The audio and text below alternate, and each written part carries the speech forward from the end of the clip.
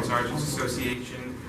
Joan's experience as a prosecutor for almost 3 decades has really attracted the support of our law enforcement community, especially our retired sergeants who spent careers on the front lines of keeping our city safe, and they know that we need an experienced prosecutor as our next DA here on Staten Island. Let's get the show on the road. It's my honor to introduce our first speaker today, and that's Frank Bonarella, the Legislative Vice President of the RSA. I want to say I did 20 years, 15 years in Manhattan, and I know a lot of people that still work in Manhattan in the hate crimes unit in particular where Joan worked, and everybody's got nothing but good things to say about her, and she's definitely a professional that we're looking for. Thank you very much. Party, no matter what background, what party you are.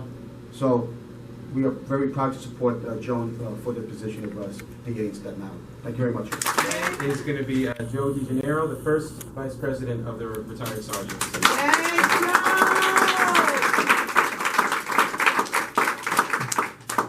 We're just here to say, how much experience she has, and there's nothing else that's more important than experience, and that's why we're here today, to recognize that. Thank you. Of the Retired Sergeants Association, Patsy Noto. Let me tell you who, when you hear the name Retired Sergeants Association, who's that? We represent over 6,000 retired New York City police sergeants. Our membership is everywhere throughout the United States. I even have a member in Hawaii. Oh, I'll go there. Yeah, okay. We'll hold a meeting there. Oh, yeah. I have members in Puerto Rico, the Dominican Republic, and one gentleman we sent a newsletter to as a member of the club in Dublin, Ireland. The lion's share of our membership lives right here in Staten Island. It's very obvious. Staten Island is a borough of homeowners. Police officers tend to be homeowners. So if they're not living on Staten Island, they're living in Nassau and Suffolk County or in Westchester. We have a very large contingent here. We looked at this situation. We find that at this particular time, this particular place that we're in, we need a professional prosecutor. I believe sincerely, and our board of directors does, we kicked it around quite extensively, that this is not time, this should not be really a political position. Unfortunately, with elections, politics always takes hold.